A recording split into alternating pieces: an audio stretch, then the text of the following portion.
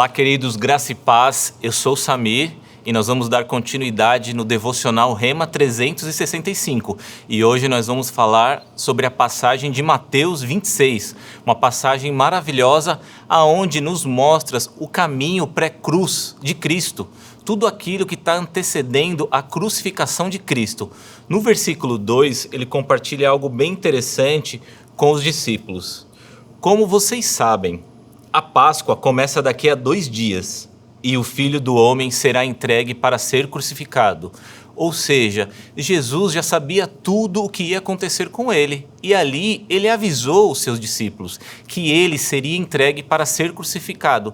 Para quê? Por que ele seria crucificado? Quando nós voltamos na história lá em Gênesis, Adão, ele tinha comunhão, ele tinha uma aliança com Deus. E quando ele e Eva pecaram, ali cortou essa aliança, quebrou essa comunhão que ele tinha diariamente com Deus.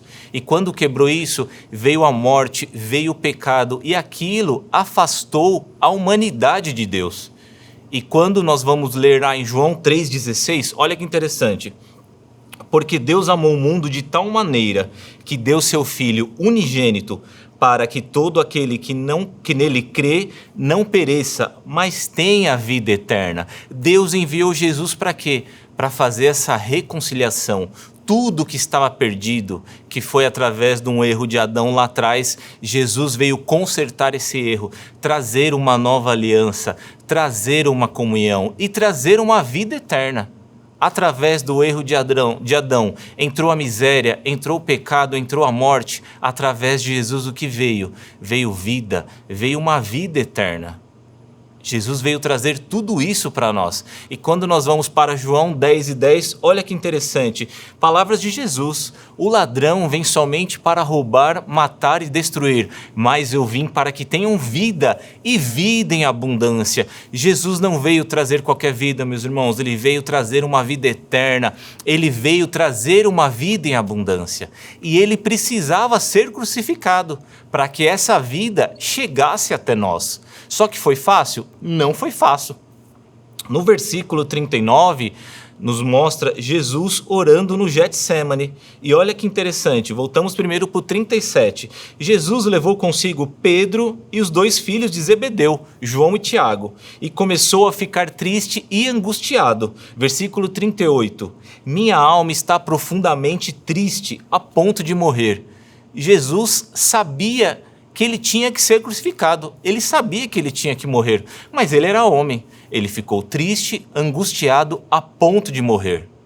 Ele sabia qual a missão dele aqui na terra, mas mesmo assim, meu irmão, ele teve dor, ele teve angústia, ele ficou muito triste. Mas olha o 39, que interessante, Jesus orando, meu Pai, se for possível, afasta-te de mim este cálice, contudo, seja feita a tua vontade e não a minha. Ou seja, Pai, está doendo muito, mas siga o plano, porque o seu plano é o melhor, o seu plano vai mudar a humanidade.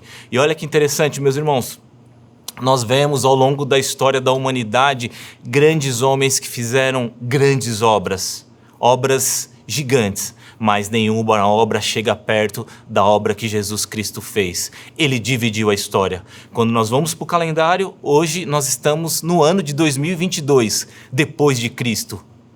Ele dividiu a história. Quando você vai estudar um pouquinho da história também, você vai lá e vê 150 antes de Cristo, 300 depois de Cristo, 500 depois de Cristo. Ele dividiu a história. Ele mudou a história do mundo. Ele mudou o curso da sua história, o curso da minha história. A morte dele trouxe tanta coisa boa para a gente. Tudo que ele conquistou na cruz está disponível para nós. E o que nós temos que fazer, irmãos? Tomar posse, ser obediente. Doença não faz parte mais da nossa vida. Miséria não faz mais parte da nossa vida. Escassez não faz mais parte da nossa vida. O que ele disse? Eu vim para que tenham vida, e não uma vida mediana, não uma vida qualquer. Eu vim para que tenham uma vida em abundância. Uma vida transbordante. Tudo isso ele conquistou na cruz, é direito nosso, é nossa herança, e hoje nós podemos todo dia erguer os nossos braços para o céu, erguer as nossas mãos para o céu. Pai, obrigado, hoje não tem vergonha, não tem culpa, não tem pecado que nos afasta de Deus. O que nós vamos fazer? ter uma vida digna, usufruir de tudo que Ele conquistou para nós na cruz do Calvário, meu irmão. E olha só que interessante, Ele sofreu e morreu, mas Ele está vivo.